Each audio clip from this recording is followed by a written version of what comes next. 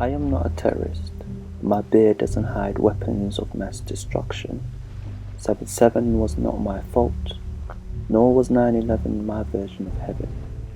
I am not an extremist, but I'm extremely kind. I think it's time for you to open your eyes, learn the Quran, because the media is making you blind. My mouth has been sealed off, my voice unheard, but now it's time for me to talk and you to listen. I'm simply a Muslim, and Islam is my religion. Behaving in ways that run completely counter to our values. Death for apostasy. Forced marriage. 9/11. Islam is fascist and it's violent. Radicalisation. 9/11. The London Underground bombings. Death for blasphemy.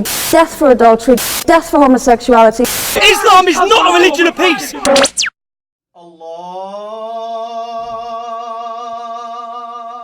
Islam is considered to be the fastest growing religion. It is estimated that there are 2.7 million Muslims living here in the UK. Unfortunately, more and more often, Islam has been associated with terrorism and violence. The findings from a recent YouGov survey showed that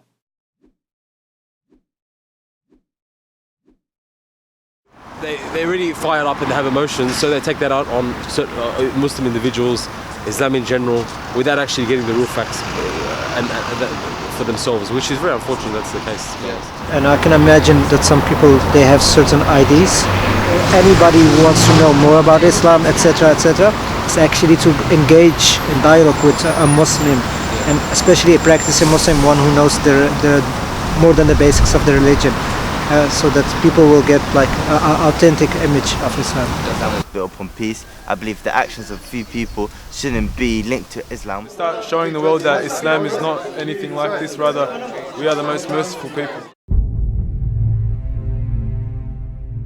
The media have played a massive role. The media are power machines. It's very unfortunate that the fact that the vast majority of people use the media as their source. Use the media as their source for knowledge. Media mostly is out there for sensation. It kind of just feeds a sort of idea to the public that all those that are part of this religion, part of this group, are somewhat extremists, they're terrorists, which isn't necessarily true, but that's what the media kind of incorporates within their messages. I decided to organise an interview with the director of Ibrahim College to find out what he had to say about this issue. Who agrees with I believe that the media portrayal of Muslims is extremely bad, right? It's xenophobic.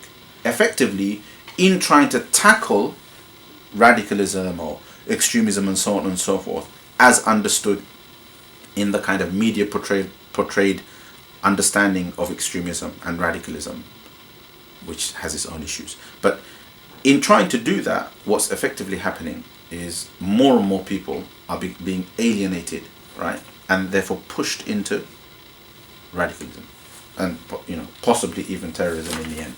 You can tell the truth, but lie about the emphasis of that truth, and that lie can be an implicit lie rather than an explicit. That's exactly what the media does, right? You bombard a particular message, to give the idea that holistically speaking, Islam is incompatible with so-called British.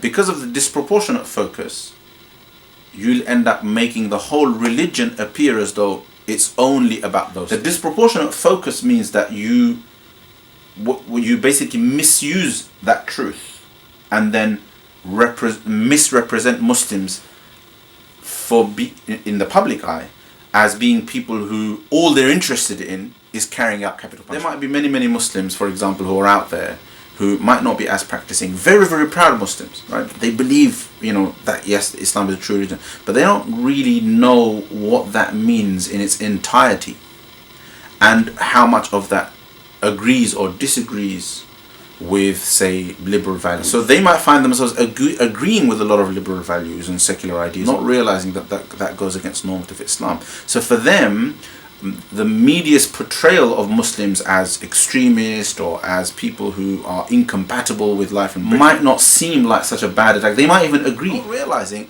that it actually goes against the very fundamentals that they principally uphold themselves. So you end up with this extreme right-wing Muslim group and this right-wing media group agreeing with one another, and these guys provide the fuel for the media, and they're kind of a clique in their own right? And who suffers? Everybody else. So effectively what the media is doing is it's creating this self-fulfilling prophecy, right? Making its own demons. It's creating this Muslim demon for itself. Do you understand? And literally creating a clash of civilizations type of atmosphere and narrative. So it's creating its own demons to justify a fight to defeat those demons, and you end up with this vicious cycle.